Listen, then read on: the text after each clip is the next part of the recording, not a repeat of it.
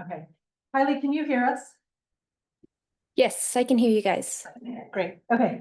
Hi, everybody. Welcome. Make sure you sign in if you haven't done that already. Thanks for the people in Zoom as well. I'm going to kind of be doing multiple roles here. Just want to thank you all for coming for this internship information session to learn about the SLAC Community College Internships. We've got Rebecca Flores and her colleague here, who I guess you'll both introduce yourselves to share about the program. So we're here to about 1:15, if that's okay with you. Till about 1. Okay, and we have a former intern on Zoom, and we'll also have another former intern joining us in person. So Rebecca's gonna kind of go through all the ins and outs of the program, especially the application process.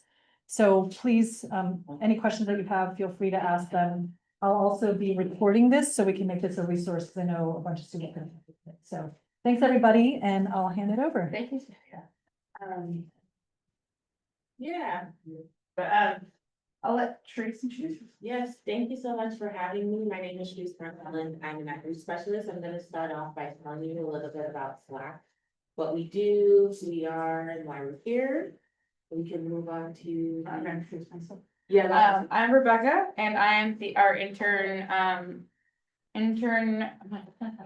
pipeline specialist. In other words, I onboard and hire and run our intern program throughout the summer. And so yes, Sheree, telling you a little bit about SLAC and who we are, what we do, and then once she's done with her portion, I will go into the details of the internship opportunity that we're offering at SLAC. All right, so Sheree. There's some more seats up here for people. Okay, so this is our main slogan at SLAC: full of people, visionary science, real impact. If you come to our campus, you will see us embody that.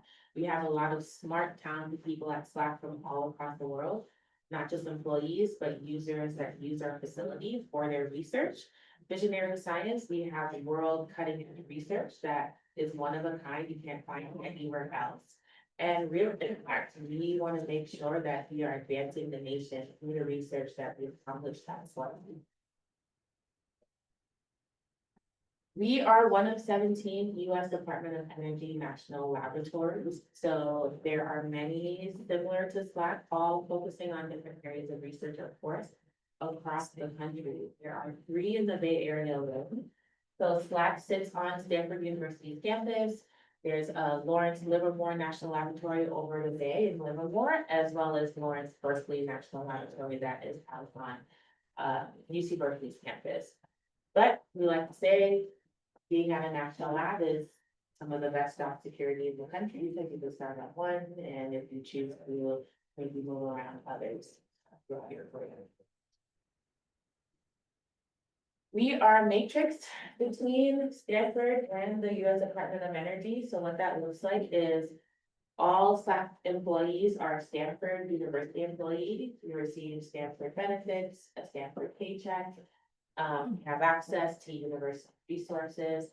However, all of our research is funded through the U.S. Department of Energy. So we receive about $600 million per year from the Department of Energy to fund our research objectives. And this is what it looks like. So Stanford main campus is about 2 miles down from SLAC campus. You will see our 2-mile long particle accelerator facility, which houses about 3 of our particle accelerators. If you've ever driven over 280, you might have seen the accelerator building. But yes, we have shuttles that take you back and forth between SLAC and Stanford main campus. A little bit of a closer look. As you can see, we have our 3 particle accelerators building. This is the linear accelerators. We also have a synchrotron, which is a circular accelerator. That's SSRL, or Stanford Synchrotron Radiation Light Source. And then all of the different user facilities. So our beams, they get navigated to our different experimental hutches. So that is where our users who propose research projects and they get allotted lead time, they come in order to work on these research. And there is a short video on how particle accelerators works. And explain it a lot better than I can. Do we have staff? Photo, trying to capture the movements of an electron as it's and an atom, like trying to take a photo of these wings. If your shutter speed is too slow, you'll see the general shape of it. But the image will be too blurry. How do I, Is your sound off? yeah, It should come through the bubble.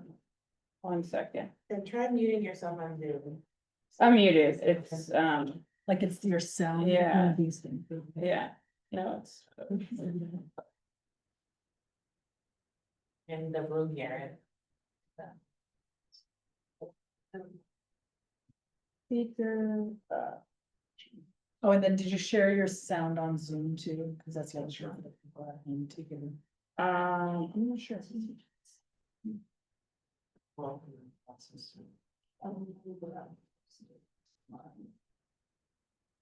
how do you change the sound here? So here's the now. Yeah, oh. With the mixer. Let's try. I think there's But I think you also have to stop share and share with the, maybe. share again. There's an option to share sound before you click and share, and then you can. Okay. But we also need to take Okay. Kylie, can you hear, did you all hear that video real quick? an electron Yep, as it's it all good. zips around an atom is like trying to capture the movements of an electron as it zips around an atom is like trying to take a photo of a bee's wing in motion. If your shutter speed is too slow, you'll see the general shape of the bee's wings, but the image will be too blurry to give you meaningful information about the structure of the wings and the exact motion that keeps these insects airborne. Electrons travel at speeds much faster than bee wings. In fact, an electron can travel from one side of a molecule to the other in a matter of attoseconds. Now, an attosecond is an incredibly short unit of time. It's a billionth of a second. And that's why we've come to SLAC to use the world's most advanced X-ray free electron laser. An X-ray laser is like a super powerful camera with an incredibly fast shutter speed of a few hundred attoseconds, which allows us to study electrons. 2 X-ray pulses are used. The first starts the motion of the electron. The second captures what happened to the electron after a short time. By repeating the measurements and varying this short time between the pulses, we map the electron's motion. Not only do we need an incredibly fast shutter speed to get a sharp image of the electrons, but we also need to take as many images as we can so that we can see where it is located at each moment and build up a picture of its motion step by step. A high repetition rate of X-ray pulses is important to capture this information accurately. Until recently, this X-ray laser could produce 120 pulses of light a second, and that only gave us an incomplete picture into electron behavior. But now, after a groundbreaking upgrade, it can produce 33,000 pulses of X-rays per second, and will eventually produce up to 1 million pulses per second with the same ultra-short shutter speed. This increased repetition rate is very important to us because it gives us far more data, more accurate measurements, and the opportunity to use new techniques for mapping electrons. Finally, we have enough X-ray pulses that are short enough, bright enough, and fast enough to watch an electron's precise movements in real time. This X-ray laser gives us fundamental insights into using and even controlling electrons to create, for instance, future energy technologies like solar cells that optimize light absorption and conversion to electrical energy, faster electronics, and advanced medical applications like a better understanding of how molecules in the body are damaged by radiation therapy. We're no longer guessing what's going on with the motion of electrons inside matter. Finally, we can map an electron's movements step by step.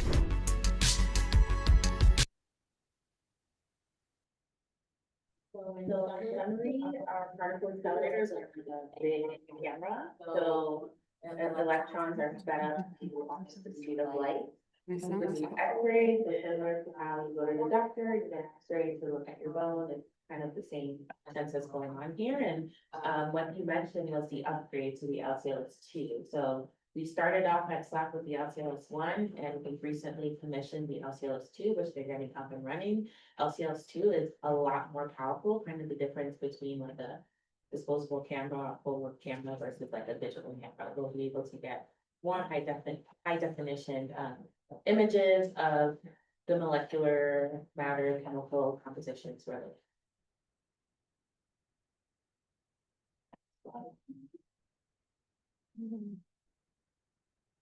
I think it's your computer. I was doing it on my computer, but it's not. Oh, okay. It'll work. Okay. We live true to our mission, vision, and values. So that is threaded through everything that we do. Up here at SLAC. Show you what those are. Our mission is to explore how the universe works at its biggest, smallest, and fastest scales, inventing powerful tools used by scientists all around the world. Using that research to solve real world problems and advance the interests of the nation. So our vision is to open new windows into the natural world, building a brighter future through scientific discovery. And I'm not sure if our values, so we have 5 values. Every town hall, our lab director, goes back to these values and everything that we do, any sort of challenge that we may be facing. It's been a challenging year, as I'm sure y'all can imagine. So we go back to our values of excellence, integrity, creativity, collaboration, and respect. Our research at SLAC is very multidisciplinary, so we span pretty much all STEM fields. Looking at X-ray and ultrafast science, wanting to advance our accelerators, different and new technologies that can be used in science and society, physics of the universe, so do a lot of astrophysics and high energy density research. Biggest thing to note is our LSSD camera. That is the biggest digital camera ever built in the world, and we built that at SLAC and shipped it off to the Chilean desert to look up at the night sky and understand dark matter. So that is a cool project. The science of life, understanding biology, proteins, how the human body works through our accelerator research. And then energy science is looking at clean, sustainable ways to just make our world better and cleaner. And I'll pass it over to Rebecca to talk about CCI and our internships. Thank you, Sharice. All right, so I just want to get an idea of who's in the room, what majors. Can you guys kind of tell me what your majors are? Computer science, Mhm. computer engineering, also computer chemistry, computer science, Okay. physics, computer science, Awesome. math and philosophy. Computer science and physics.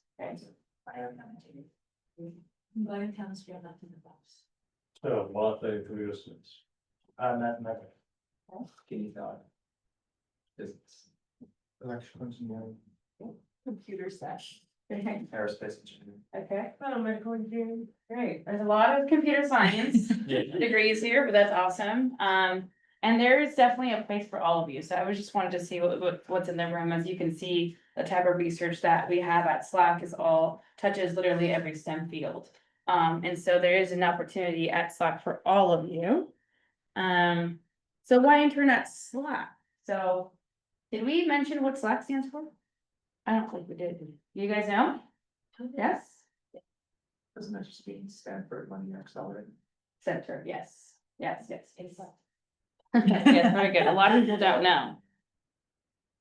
Yeah, so Stanford Linear Accelerator Center is what SLAC stands for. And the reason why we want to invite you guys to intern at SLAC is because you will have access to STEM professionals.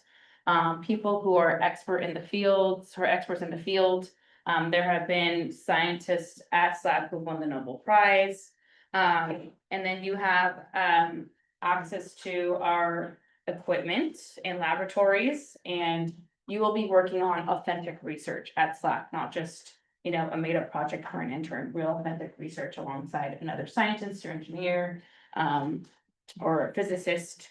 And then you will have access to equipment that no company or organization can afford to operate. And we have people from all over the country coming to SLAC to use our facilities. So it's a really awesome opportunity.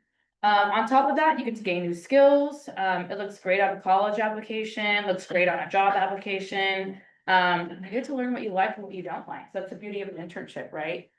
Even if you take on a project, and I don't know, maybe it was like, say you, in your application, you put, I really want to do physics, but I'm also interested in computer science, and you ended up doing a computer science project. Then you'll get to realize like, wow, I really do actually want to go this route, or I don't want to go this route, I'm gonna stick to physics. So it's a really awesome time to figure out what trajectory you want to go with your education and career. You also get to network, build the network, right? So with their cohort of like 60, actually, this past year, we had 250 interns. Not all SULI and CCI interns, but different interns from all different types of programs. And you're working alongside other interns. You get to network with the mentors, the scientists, engineers there. We have SLAC talks every week about different subjects. So you get to network with those people. And so that networking is really big. It's something that we really we believe is important. Because you never know if your, I don't know, roommate or your intern, is like the next job, and they can hook you up with the job one day. So you just never know, right? And your mentors, they can write you letters of recommendation. There's just an awesome opportunity to network and really build those connections. You might get a mentor who teaches at Stanford, so this is also a great way to connect with Stanford faculty. Exactly. And on top of that, these are paid internships. So that is another bonus. And the internship that we specifically came to talk to you about is the community college internship. This internship is funded through the Department of Energy. It runs in the summer from this year, I believe it's June, could be like June 15th through August 22nd. The first week is remote because some students are still in school and we get training out of the way. Also, because Stanford runs in a quarter system, right? Their students haven't moved out of the dorms yet, so we can't move in until they are out. So the first week is remote, we get training and orientation out of the way. Then you come on campus, and then you get to start your internship. But it is a paid internship. It is a 10-week program. If you get free housing at the Stanford dorms, if you're local, which all of you are, you don't have to live in the dorms, but you don't get a stipend in exchange for not living in the dorms. It's either you live in the dorms or you don't. A lot of our community college interns who have opted out of living in the dorms always regret it because they hate commuting. Traffic sucks in the morning. They also wish they could, hang out with everyone else. So if you do get into the program, I highly recommend you highly consider living in the dorms. Really awesome experience.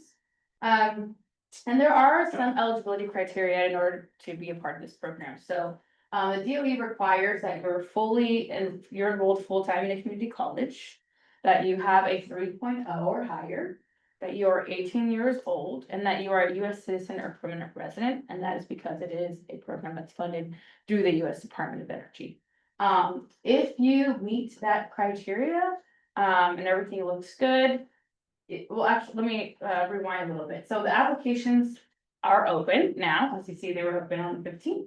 They're due January 7th. And the way the application works is you apply to the U.S. Department of Energy, not through SLAC. You pick 3 labs as your top choice. We are here today in hopes that you pick SLAC as your first choice. Because if you do, we look at your application first, and our mentors, we're actually the only lab that removes biases. So we remove your GPA, like what college you go to, because what we don't want is our mentors to be like, oh, I want the student that went to the same school I did, or I want the student who goes to Harvard with a 4.0, right? So if you get in, that means you are amazing, right? You aren't just picked because of what school you go to or anything like that. So we receive your applications. If all looks good to the DOE, You meet all the requirements, you submitted all the paperwork, you redacted information, you do, like, if you have your social on the top of your transcript, you don't redact it, you are automatically disqualified, like I will never see your application. So you have to be very detail oriented, give me 1 second. And then, so if that looks good, we receive your application. And then we remove the biases and then we give it to our mentors. Now our mentors are the ones who get to pick who they want on their project. And so once they pick who they want, they let us know and we send you an offer through the Department of Energy. So you'll know around sometime in February. And if you don't hear from us, then you're always welcome to check in with us. And sometimes there's cases where, like, I never received your application because you didn't make it through the DOE screening. Or it could be that your application is with your second choice lab. So say you picked SLAC as your first choice, but we didn't pick you, it would go to the second choice lab. And if the second choice lab didn't pick you, then it would go to the third choice lab. So you're gonna have, a pretty good chance of being looked at in several labs. And so, yes, so you would hear from us sometime in February, latest early March. 2 questions over here. Yeah, do the people like the mentors keep in mind that we might not have experience, or do you have to like have?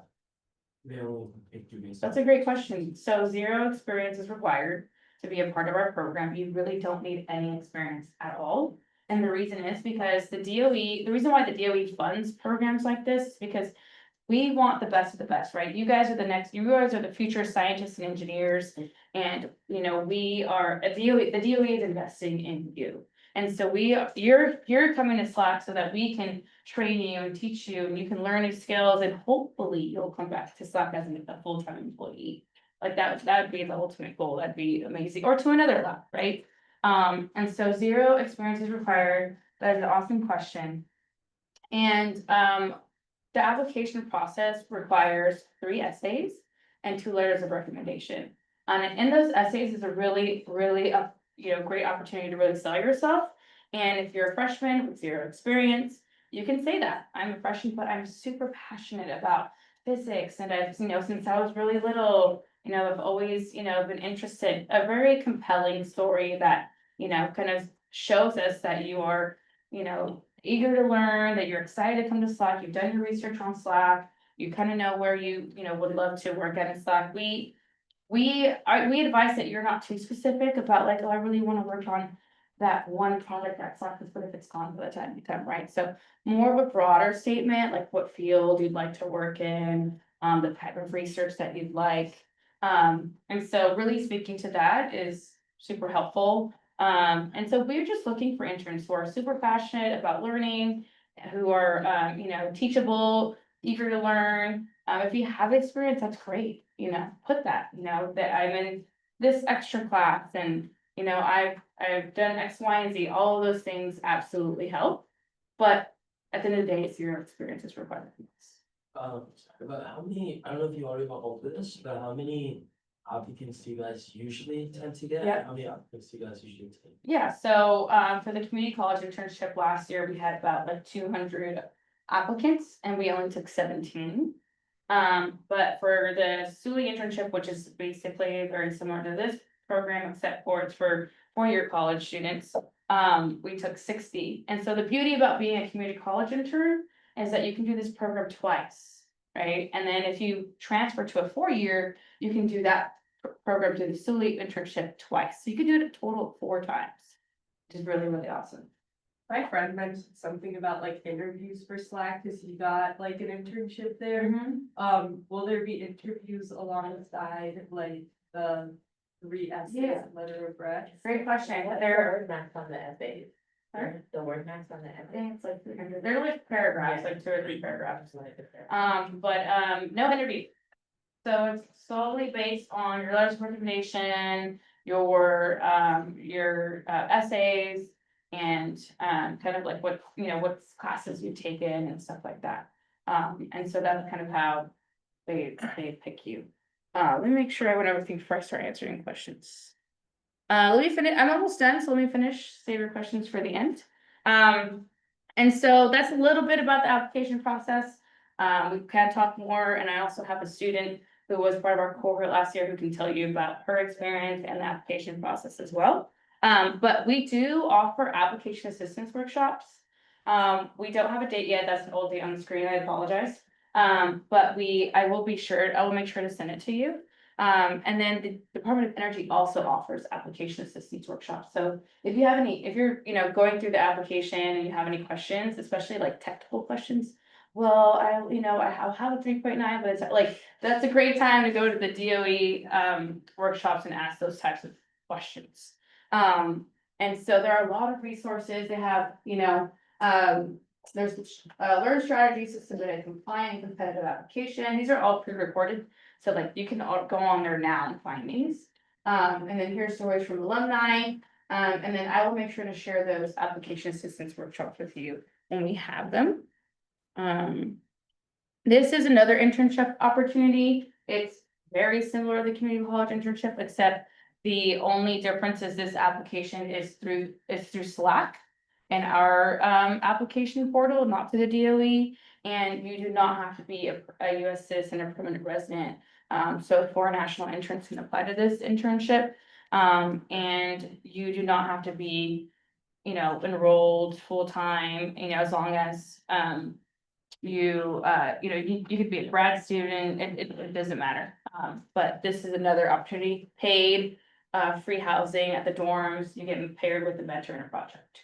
Very similar. And these are other opportunities just to show you that there are opportunities beyond the community college internship and the LCLS internship. So if you end up going to grad school or you want to do a fellowship, we have so many more opportunities at SLAC. We even had some interns who who have their internship extended beyond the internship, not to the DOE, but through SLAC. And some interns have been published on peer review journals. Some interns have gotten full-time jobs. I had one intern who got a fellowship, the Al-Ashi fellowship, and now she started as a Suli intern, then she got the Al-Ashi fellowship, and then now she has a full-time job. So just to show you the possibilities. This is one of our intern cohorts. We do also know that it's your summer and we like to have fun. We make sure that you guys have fun. And so this is our Pride Parade at SLAC. And we have a lot of events that happen while you guys are there. We also have a lot of intern socials. We go on a field trip to the Exploratorium at night. And so we do also have a lot of fun and networking opportunities. This is another cohort, the giant camera that Sharice spoke about is right up there. It's literally a giant camera. It's really cool. And this is one of our staff talking about the Big Bang Theory. Like I mentioned, we do have talks every week about different subjects. So those are really cool too. And this was our cohort last year. Suli and CCI interns. This was our cohort. We did have 2 students from Foothill who were in our cohort last year. Yeah. Yes. Yes, and you want to speak about your experience too, that'd be awesome. So we have Kylie here as well. And let me just show you a quick video. Don't forget your questions because I will come back to you about a day in the life of an intern. Let's hope the audio is good.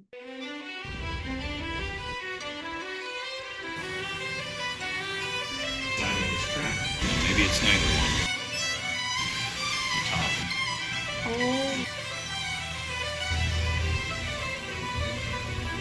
Yes. You can make any shape.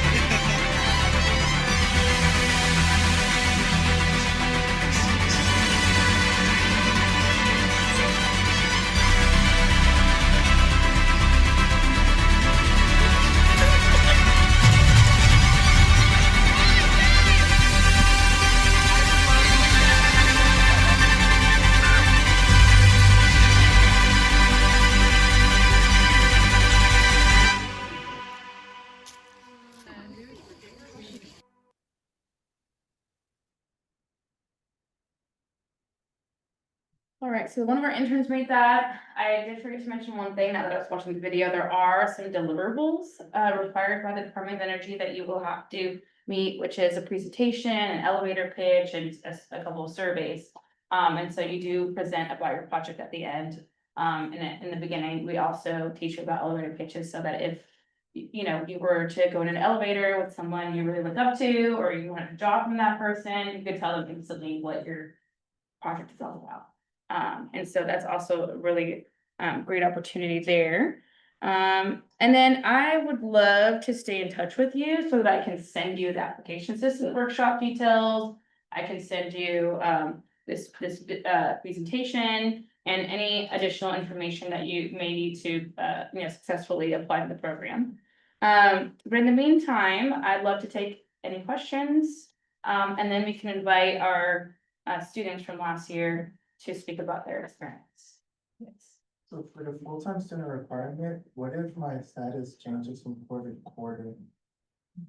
That's a great question. That's a great question to come to the DOE open office hours about. That's definitely a question that we have to ask about, but we can certainly ask them. If you send us an email, we can email them and ask the question. What would you say is like the key characteristics like that you look for in your interns, like, and also do you care more about like whether it's grades, your activities, your accomplishments, are you like biased about that, or more like your character?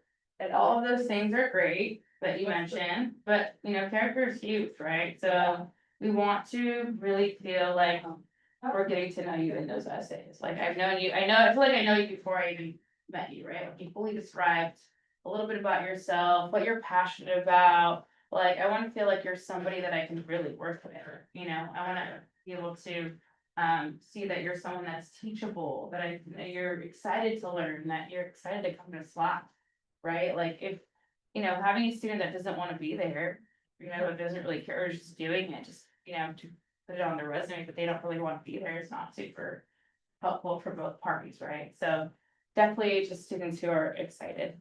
For the 2 letters of recommendation, does it need to be from like STEM related professors or? Great question. Professors? Yes, we do not want letters of recommendation from your Starbucks manager, just it's irrelevant and doesn't make any sense. But so we do want professional letters of recommendation, and we urge you to start that ASAP, because guess what? The holidays are coming up, finals are coming up, and professors and they're all gonna be super busy. And if you're a freshman and you haven't built rapport with your professors, I encourage you to do that ASAP. Like go to open office hours, meet with them, and then when you ask them to write you a letter of recommendation, like really outline, in bullet points what you want them to say, what the internship is about, like make it as easy as possible for them to write you this. Like I've had some people say, can you just write it for me and, I'll sign it or whatever. So just, I encourage you to do that and make it really simple and easy for them and start ASAP.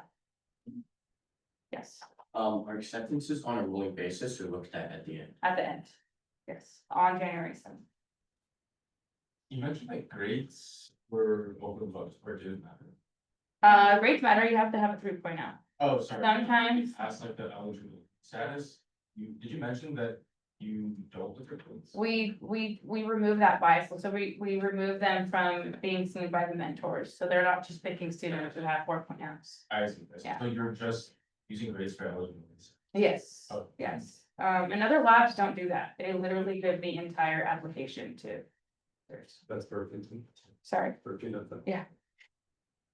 Becca, there's a question in the chat. Somebody said, do letters of recommendation have to come from professors, or can it be from, say, a mentor on a past research project? yeah, that's perfect, a mentor from the past research project, or your career counselor, that's the director, that works. And that's what, yeah, that's helpful to know, because I was under the impression where faculty is preferred, but like a counselor is Yeah, also. someone who can really speak to your work ethic, or, your skills, that's really helpful.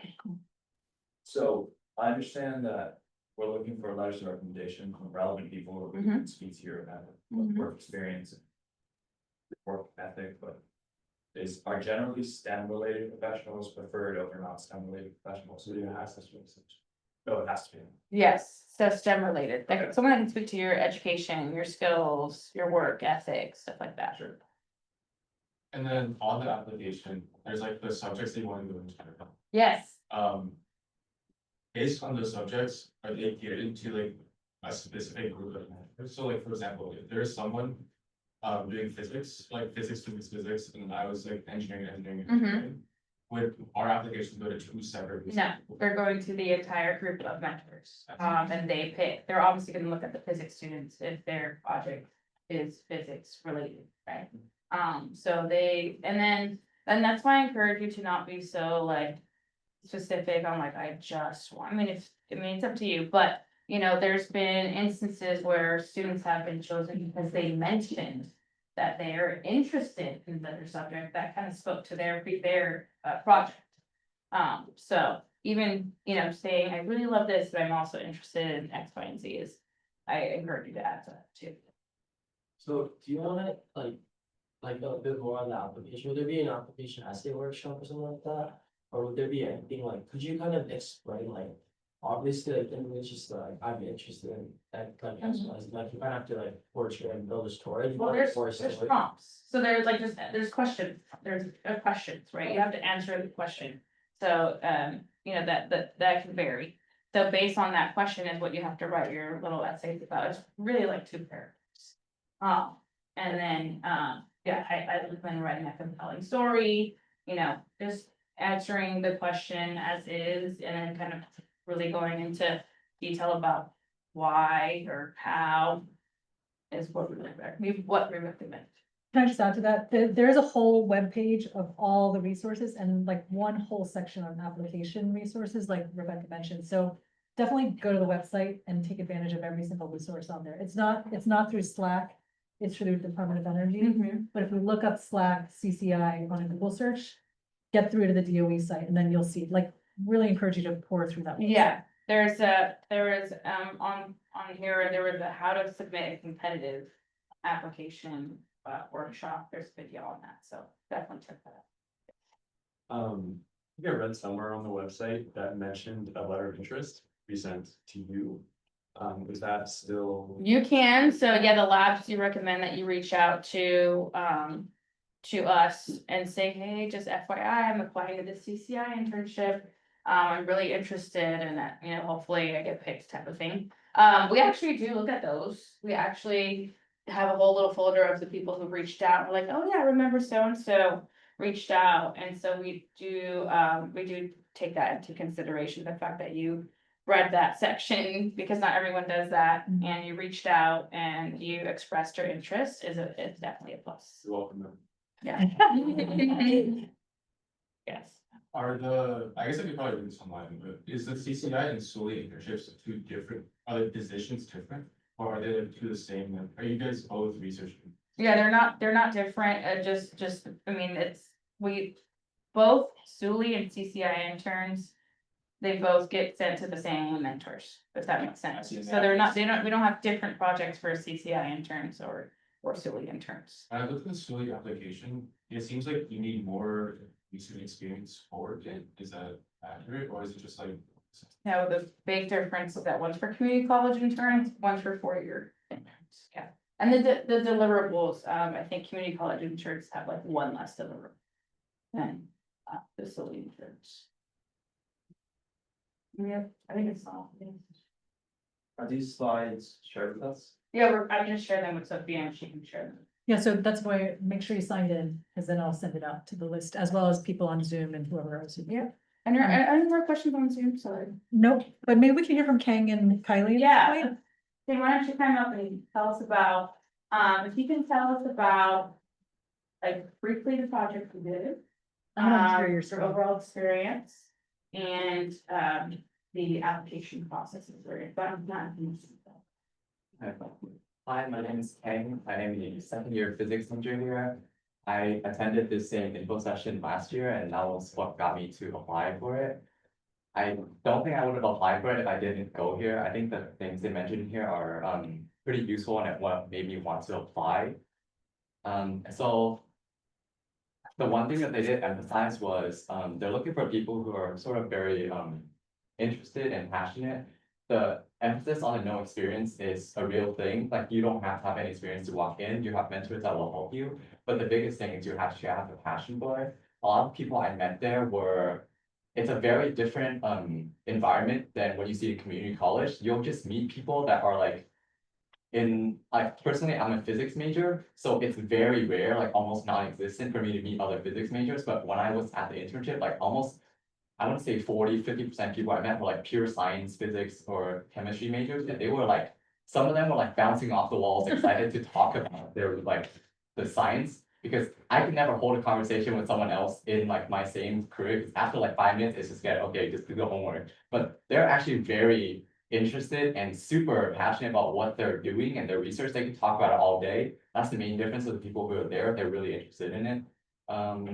My project this summer was working on a, so a little bit of background, the directorate that I'm part of, SLAC has a few directorates, like for science, technology, and stuff like that. I'm in the fundamental physics directorate. My specific project was in particle physics, specifically for neutrino, which are a specific type of particle in particle physics detection. And I was working on a new type of sensor for a detection experiment. And the sensor I was working with is called a digital silicon photomultiplier. That is a very long name. I didn't know what it stood for in the beginning, but like I mentioned, they do very well in guiding you in learning all this. So the sensor I was working with was actually a one of around like 100 in the like world at that time, because it was a very new development. So the projects you get to work on are quite literally like at the frontier of research. It's not like random projects to build your skills. There's people that are going to work on this and they're aiming to get it published. So that was my project. I don't want to go into depth in much of it because it's kind of redundant for you guys to listen to.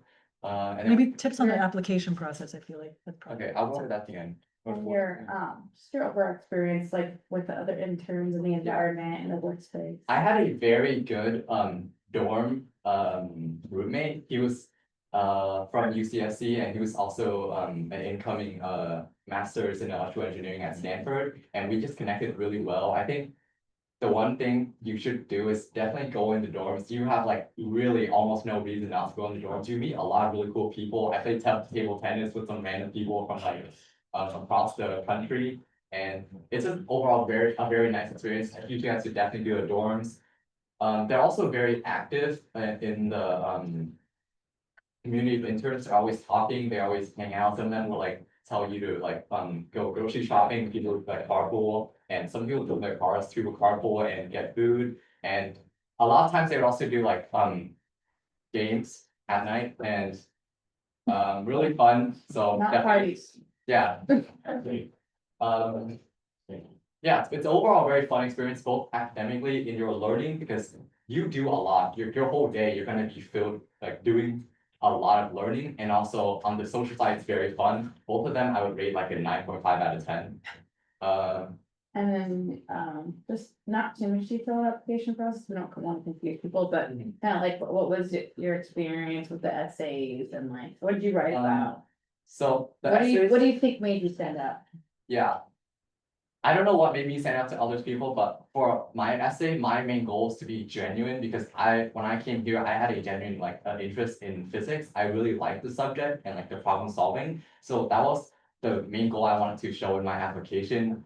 Whatever like sides of me, I want to show different sides and different strengths, but I wanted to cater to like a genuine passion in doing it, because I knew that like from a community college, you're not gonna have like the same experiences as people going to 4 years, so you should want to leverage your background and the fact that you may not have as much as everyone else, but you can put in the effort and you're genuinely interested in learning these things, even though you don't have the same background as other people.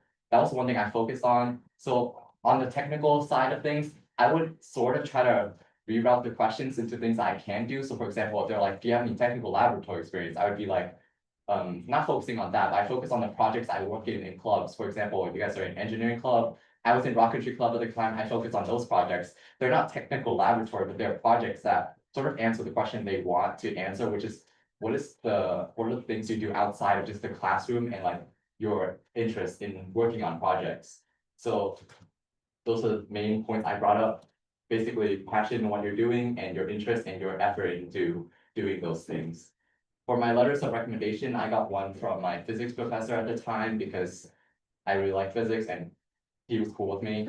And my other one was from a program called SSG. It's called Stanford Science Small Groups. It is a like program for, I think it was in the newsletter sometimes. You guys should definitely do those. It's like a really nice program. One of my letters was from my mentor in that program. Even though we didn't do a lot, you could tell I was like always interested in what I was doing. I always did like more beyond what was expected. I did a lot more. So that I think that was why one of my letters was pretty good as well, even though I didn't see like my mentor as much. Last question. Did you experience imposter syndrome? And if so, how did you get through it? I did not, and I think this is for a good reason because everyone's projects are so different that like someone might be in the lab from like 5 to like 7, or someone could be working a lot earlier. Just my schedules was a lot more flexible, so everyone's doing different things, so it's very hard to compare yourself to someone else because someone might be coding for 4 hours a day, but you might be testing something that's a lot more crucial in like 2 hours. So I didn't get the imposter syndrome, but I definitely did feel a lot really inspired because a lot of the interns you see, I think they're not exaggerating when they say the people here are like sort of the best of the best. They're extremely like self-motivated because if you walk into like I don't know, a random room on this campus, you'll see people kind of working with people on their phones. The people I saw there are like always, they give off like the vibe of someone who's very like knowledgeable and do things very well. So you definitely feel very inspired. So not imposter syndrome for me. That might be the case for some other people, but I definitely felt like very inspired and to work on my project further. Great. So there we go, yes, and I asked about imposter syndrome because it does happen a lot, and we do want to really break that barrier down of those who like, oh, I don't, I don't even want to apply because I don't know if my GPA is good or if I'm gonna make it, like, don't think so negatively, because what is the worst that can happen? Right, just say no, and then you try again, right? So, that's why we really encourage you to apply, to get through, the things, your head can really get to you. Sometimes you're your own worst enemy, right? And so definitely take this advantage of this opportunity. And everyone is there to do the same thing, to learn, to grow. Like Con said, like everyone's working on different things. So it's a really awesome experience and environment. And next I'd like to invite Kylie, who's on Zoom. Kylie. She was in our cohort 2 summers ago. Can you guys hear and see me? Yeah. Perfect. Hi, everyone. My name is Kylie, and as Rebecca and Sophia mentioned, I was an intern, not this past summer, but 2024. I guess I can talk a little bit about my background briefly and then into what I did. I was a former student at Foothill, getting my associates in computer science. I got my bachelor's in a completely different field, non-STEM, decided to swap, did my associates at Foothill, and in my first semester of starting my associates, that's when I applied to the CCI program. And then now I'm at Georgia Tech getting my master's in computer science. So the summer of 2024, I interned with Facet. They're a section of SLAC that works on the particle accelerators.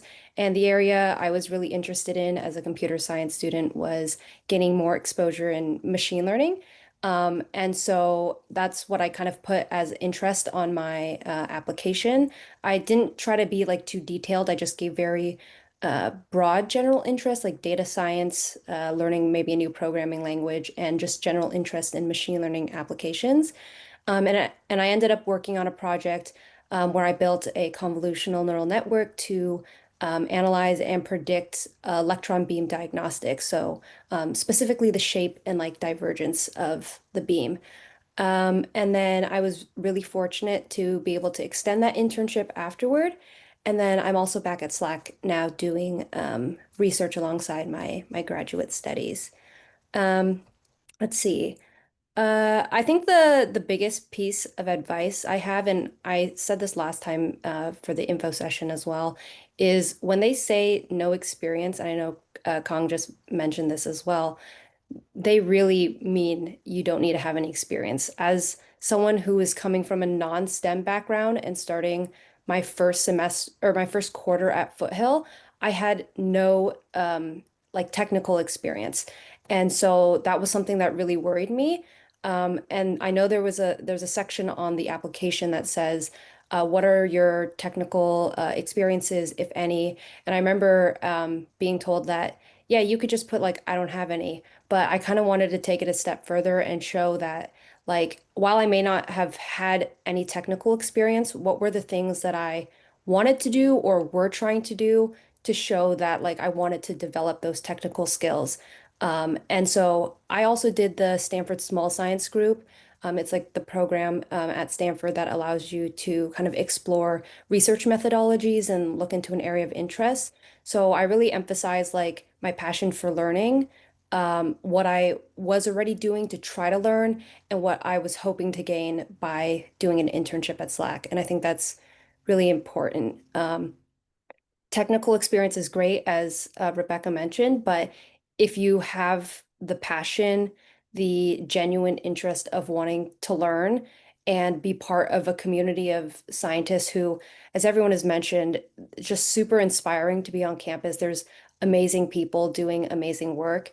And as long as you kind of have that interest and genuine like drive, I think you guys should have no problem like selling yourself on the application. Yeah, I'm not sure if there's anything else I should talk about.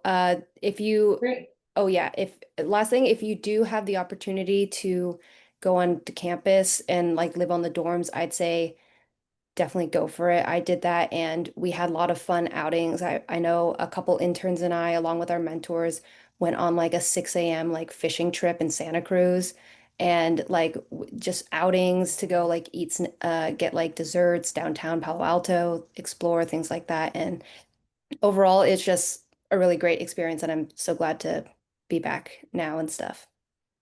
Yeah. Thank you, Kylie. That's great. Does anyone have any questions for Kylie or Colin or myself? No, we answered all your questions. She doing her research from Georgia Tech at Stanford, or is it two separate research? So Kylie got hired back at SLAC, so she completed her internship. And then she got hired, hired to work at SLAC, but now she's in Georgia Tech. So we're hiring her to work remotely from Georgia Tech and so she's still working at SLAC, yes. Was she hired from the same? No. Okay, so it's like. Yeah.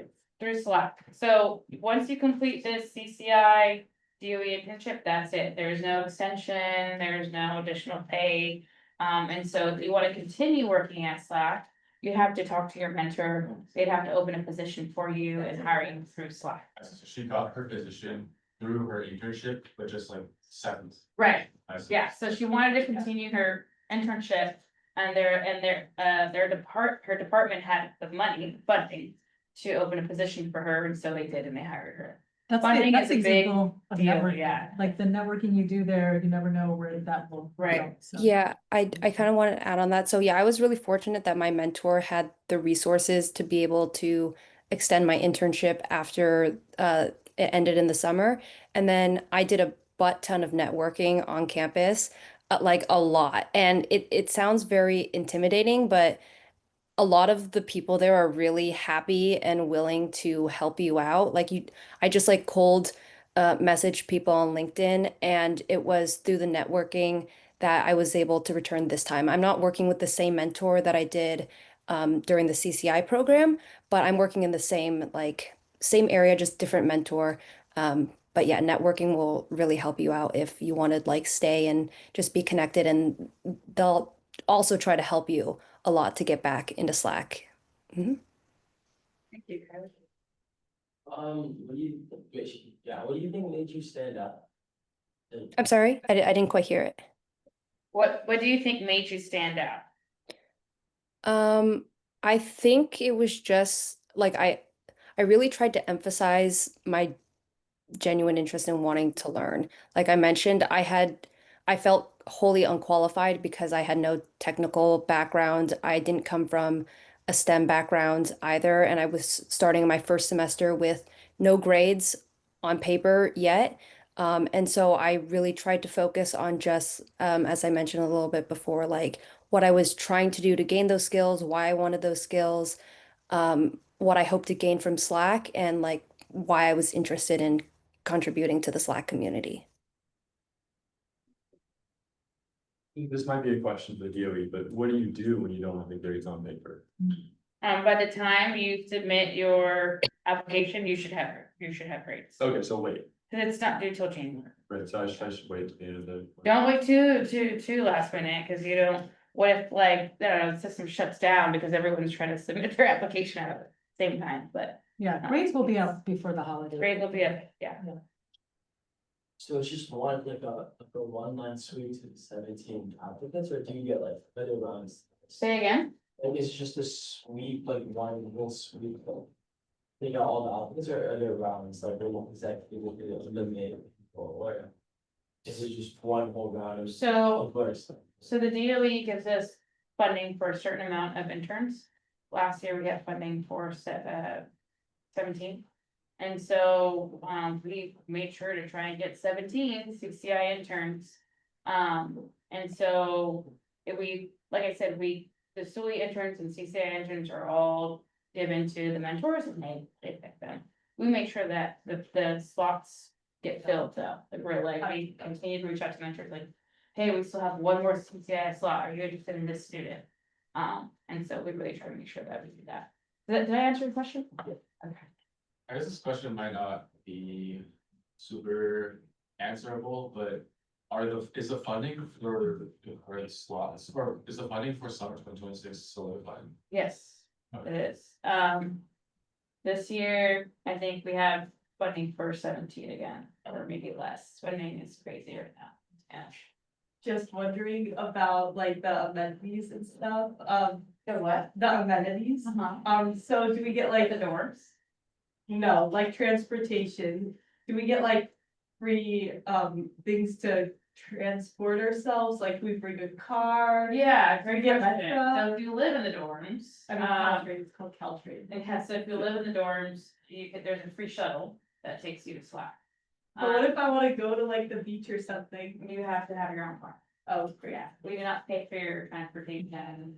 That is definitely an employee benefit to have like a separate car or something like that. Yeah, I wish you guys could buy me a car. Do you buy me a car too? That'd be awesome. Parking permits? So if you live in the dorms, you decide to bring a car, you do have to pay for parking. Parking is free after 4 p.m. But parking is free on the SLAC campus. So yes, you will have to buy a parking permit if you decide to live in the dorms. What if they are commuting, if they decide not to live in? Then they would just be commuting to SLAC and there is, parking is free. I park overnight on the SLAC parking lot. I don't know. No, but you have to Try. You have to, yeah, you have to like, go through security with the gate, but yeah. Interns aren't allowed on site after. Yes, interns are, thank you, yes, interns are not allowed on site after 5 p.m. Yes. This is the time you submit the resume. If it's like, in the end of the day, would it be like lower grade to get? The resume, there's no resume, you don't submit a resume, you submit an application, Oh, yeah. and you don't submit.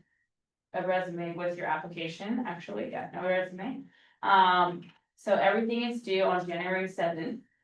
11:59 Eastern time.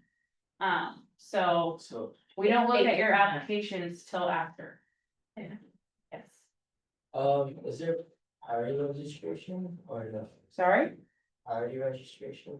Mm, Okay, so. It's actually 5 p.m. Eastern time, which is 2 o'clock Pacific. yeah, 5 p.m. So Eastern make sure time, y'all make that. 2 p.m. 2 p.m. January 7th. January 7th So, yeah. is when it's due.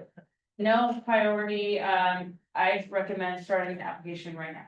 It's open. And I have a question, how long did you spend on your application? And what time, and when did you submit it?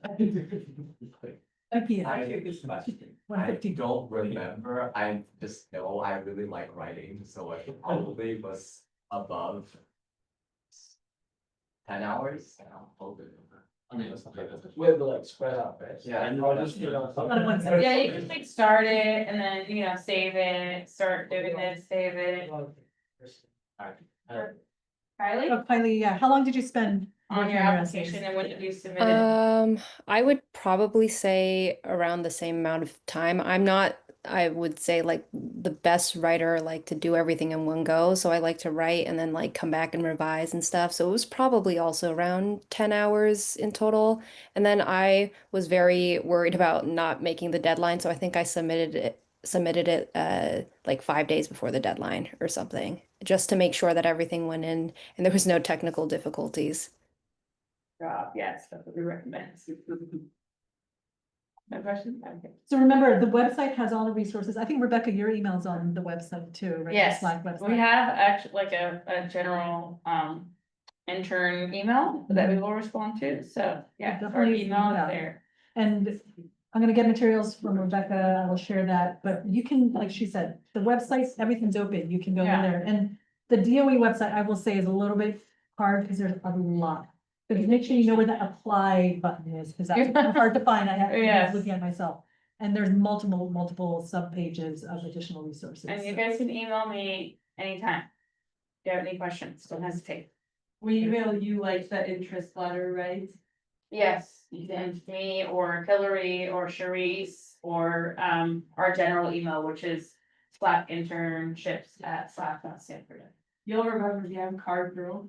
What's your name? Card Girl. Car Girl. Oh, the car. But tell girl, her the your girl name, with so the she car. knows. That's. Oh, I'm Maria. Okay, that's helpful. I have 2 names though.